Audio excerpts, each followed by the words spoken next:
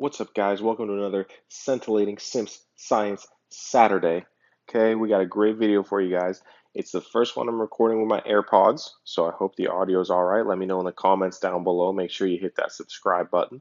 Wearing the AirPods should help out in a few ways. Should eliminate the mic noise that I had trouble with on my iPad, and also since my roommates only speak broke, I won't be able to hear them in the background if I'm trying to record a video. Now, let's get to it. Functional groups. Okay, let's start out. Let's dive into it. On page 79, you have them all laid out, the Lewis structures of what they look like, the names of the compounds uh, that they basically create. So the functional group itself, when it's on a hydrocarbon chain, it's going to make it into a compound of a different name. So let's start off with hydroxyl groups. Okay, hydroxyl. They're also known as hydroxy. I think in your notebook you put hydroxy, but hydroxyl group. Okay, so this is pretty straightforward. It is, let's just do like a 3-carbon chain here, assuming the hydrogens on all of these carbons, obviously, it's going to be a carbon bonded to a oxygen, which is bonded to a nitrogen. I'm sorry, a hydrogen. Okay, so an OH group, a hydroxyl group, a hydroxy group. This is one of the most common functional groups in chemistry. You see it all the time, everywhere, and it's what makes something an alcohol. So we're talking about this right here. Okay, mainly the OH. So that's a hydroxyl group. It makes a compound an alcohol.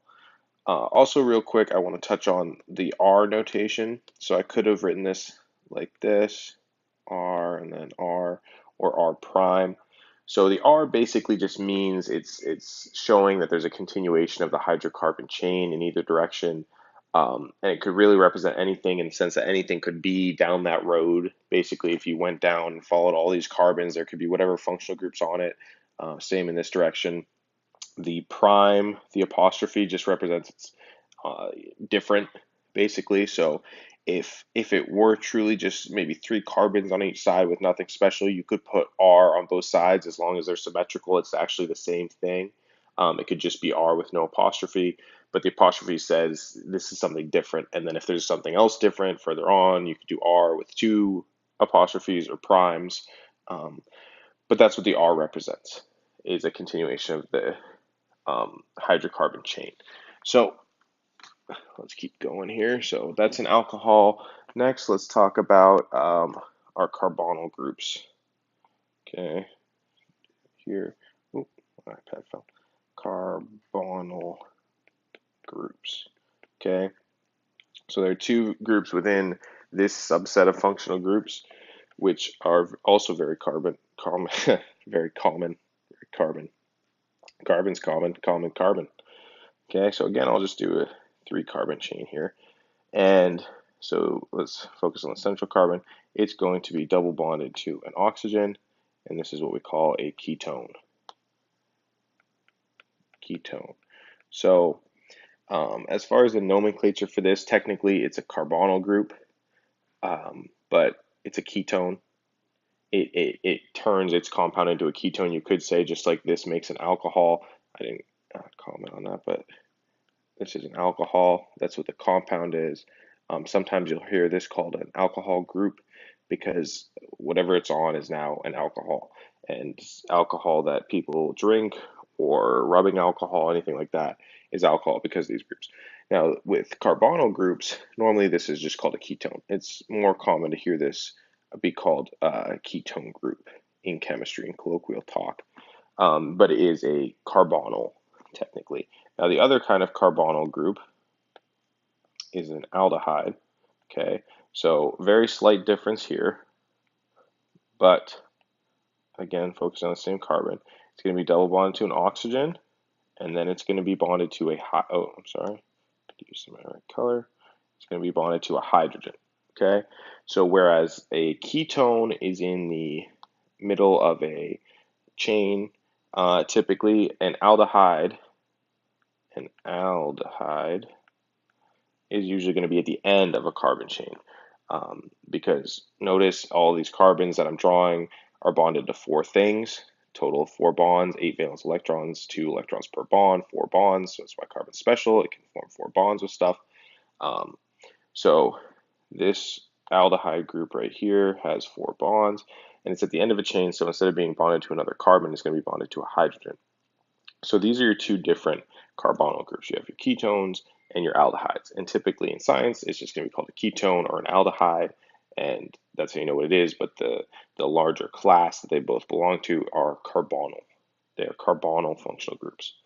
Okay, so let's go one more step. Okay, to carboxyl groups. Okay, carboxyl.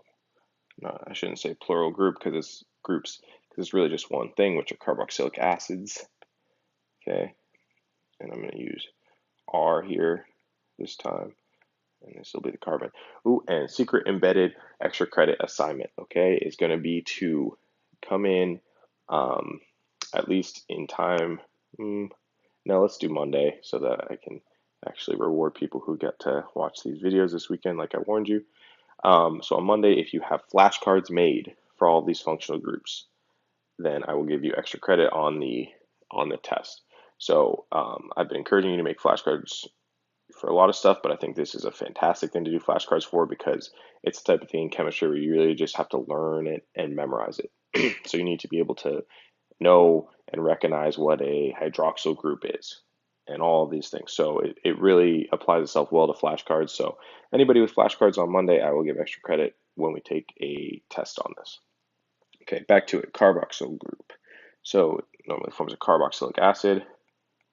Okay, so it's going to be double bonded to an oxygen, like a ketone, but then it's going to be bonded to an oxygen and hydrogen.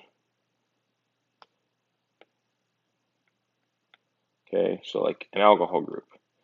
But like I said when we went over the worksheet, you don't focus on the things within it because the whole thing, okay, is a carboxylic acid. I'm sorry, the whole thing's a carboxyl group and the whole compound is a carboxylic acid. So within it, you have a ketone and you have an alcohol or a hydroxyl group, but together it's a carboxyl group. I keep saying carboxylic acid because I'm so used to that. Again, these names are kind of interchangeable in a way when you get deeper into chemistry, but it's a carboxyl group. Now, one way I think of it to differentiate between carboxyl and carbonyl, this has the word oxy in it, like oxygen, or this has onyl. So I think oxy, oxygen, a bigger focus on oxygen, and here we have two oxygens instead of just one. So basically a ketone and a hydroxyl group together. That's a carboxyl. And the compound would be a carboxylic acid. Carboxylic acid. Okay, so that's those for that. Let's see what else we have. Okay, ethers and esters. Okay, so let's do ethers first. An ether is just going to be a carbon chain. So you have a carbon, and then kind of embedded within that chain is going to be an oxygen and another carbon. And a lot of times you'll see this in a cyclic structure and a ring structure. So it'll kind of look like this. I believe there's actually one on your worksheet, but that worksheet didn't ask you to identify ethers. A lot of times it'll look like that. So basically what an ether is when you have this oxygen embedded within a hydrocarbon chain. And it's an ether group, and the whole thing's called an ether, so that's kind of simple. Yeah, and then the other one that's kind of similar are esters. And with an ester, okay, let's see, you have a carbon chain. This carbon right here is going to be double bonded to an oxygen, and it's also going to be bonded to another oxygen, and then the chain continues. So it's kind of like you have an ether group right here, this COC, but then you have a double bonded oxygen as well. and this could just be, these could be R's out here because these don't matter. You have a carbon double bonded oxygen bonded to another oxygen. That's an ester. One way I like to remember this is ester has an S in it. When we pluralize stuff, we use S. And for an ester, you have two oxygens, whereas with an ether, you just have one. So an ester, S, the S is plural, oxygens instead of just one oxygen. So that's the difference between ester, and ether.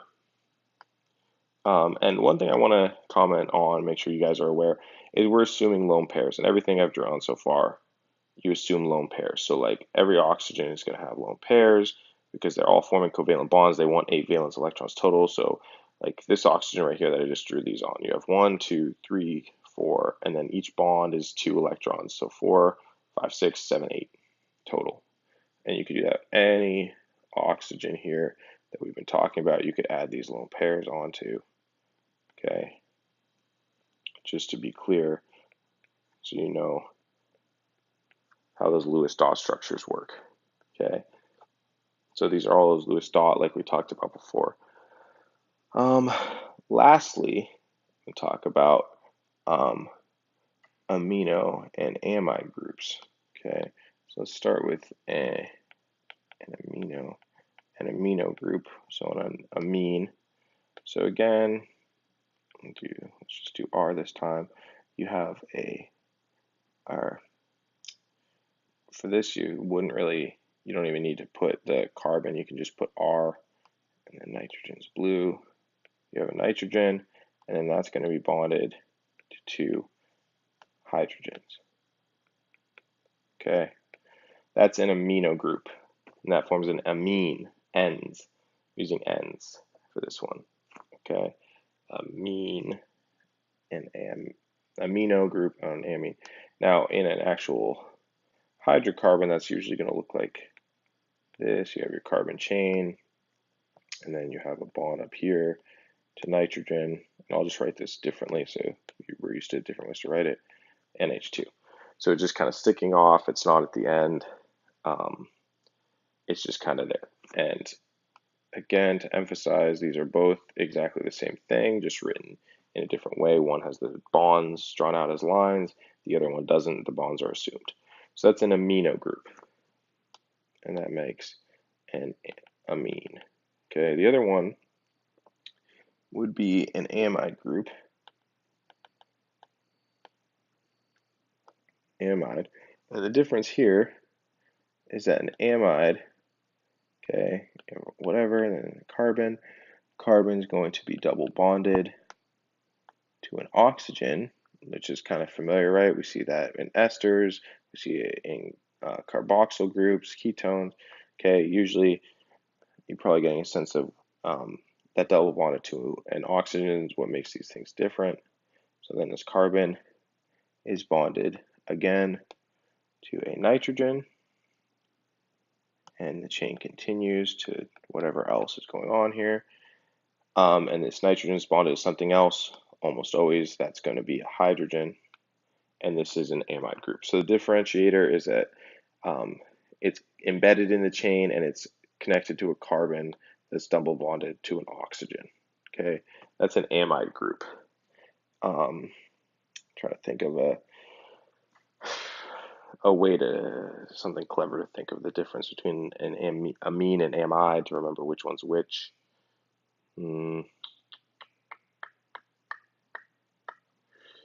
Amino. Okay, the only thing I can think of off the top of my head is amino, no oxygen. Amine, no oxygen. But I mean, you could kind of apply that no to anything. But if you remember me just going amine, no oxygen, there's no oxygen here. I don't know. Okay, so that's pretty much it for functional groups. The only other one is the halogen group, which is pretty simple because it's just a carbon bonded to some sort of halogen. Could be any halogen. Could be bromine, whatever. And then that has its electrons. So that's a halogen. It makes up a halocarbon. Any halogen can bond to that. Other than that, these are the functional groups. It's pretty much the same thing you have in your notebook. Maybe me writing out, talking about it helped a little bit. That's great if it did. Uh, yeah, functional groups, just something you kind of got to learn. You got to learn what name means what and recognizing it. And then as we go on in chemistry and as you go on into maybe more difficult chemistry classes, somewhat soon, they become very important. And it's just kind of like a lot of things I've used a comparison of an alphabet. It's kind of your alphabet to build bigger things. You need to know which groups are which on there. So thank you guys for watching. I'll see you in the next video.